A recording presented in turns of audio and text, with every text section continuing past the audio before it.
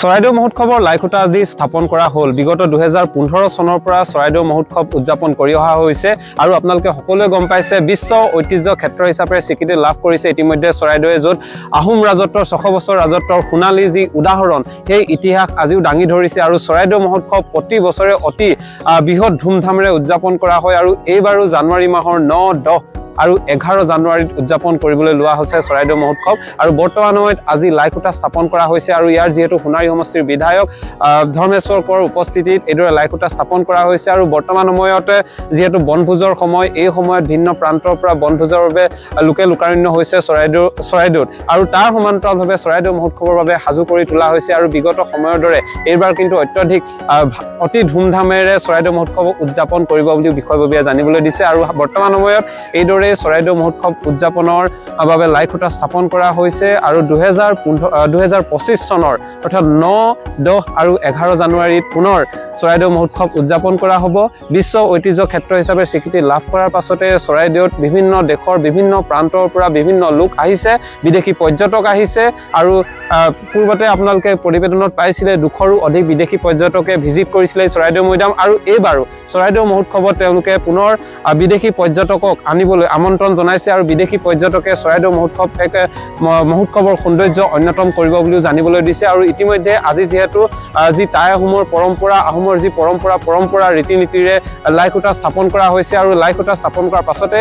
পৰৱৰ্তী পৰ্যায়ত মহোৎসৱৰ বাবে চৰাইদেউ মহোৎসৱৰ বাবে বিভিন্ন যিসমূহ কাম কৰিব লগা আছে সকলোবোৰ কাম কৰি যাব আৰু বিগত সময়তকৈ এইবাৰ চৰাইদেউ মহোৎসৱ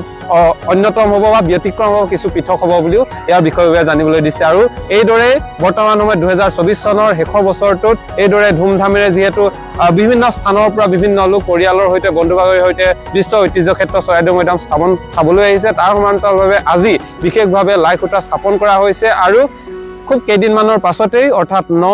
10 আৰু 11 জানুৱাৰী 2025 চনৰ এই দিনকেইটাত চৰাইদেউ মহোৎসৱত সকলো লোকে লোকাৰণ্য হ'ব আৰু আপোনালোকো ইয়ালৈ আহিব পাৰিব। সিদ্ধান্ত ল'লোঁ সমূহ আমাৰ চৰাইদেউবাসী উদ্যোগ আৰু লোক সংস্কৃতি গৱেষণা উদ্যোগত আমি এই চৰাইদেউ মহোৎসৱটো উদযাপন কৰিবৰ কাৰণে সিদ্ধান্ত ল'লোঁ চৰকাৰৰ সহযোগত। গতিকে আমি আগৰ কেইবছৰ যেনেধৰণে পাতিছিলোঁ এইবাৰো আমি তাতকৈ অকণমান ভাল ধৰণে পাতিম বুলি কিছুমান বিদেশী পৰ্যটকৰ লগতো যোগাযোগ কৰিছোঁ আৰু অন্যান্য ষ্টেটৰ লগত যোগাযোগ কৰিছোঁ যাতে তেওঁলোকৰ কৃষ্টি সংস্কৃতিও আমি ইয়াত দেখাব পাৰোঁ। তেওঁলোকৰ ধৰি লওক আমাৰ চেণ্ট্ৰেল গভৰ্ণমেণ্টৰ কোনোবা কালচাৰ মিনিষ্টাৰৰ লগত যোগাযোগ কৰা হৈছে, এনেধৰণে আমাৰ চেণ্ট্ৰেল মিনিষ্টাৰ কেইবাজনৰ লগতো যোগাযোগ কৰা হৈছে। মাননীয় মুখ্যমন্ত্ৰী মহোদয়কো এই বিষয়ে অৱগত কৰিছোঁ, চিঠিও দিছোঁ। গতিকে আগন্তুক দিনত আমি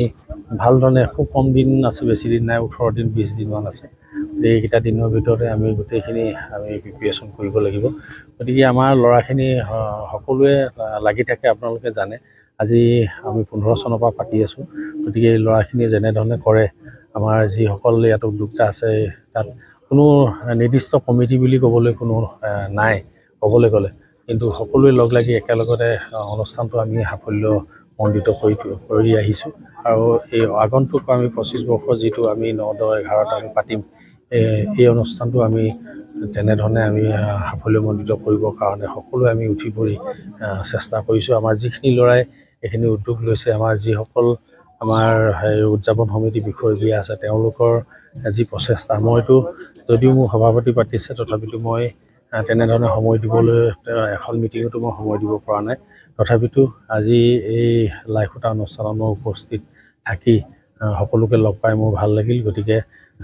যে আমাৰ অনুষ্ঠানটো ভাল ধৰণে যে হৈ উঠিব এইটো প্ৰায় নিশ্চিত।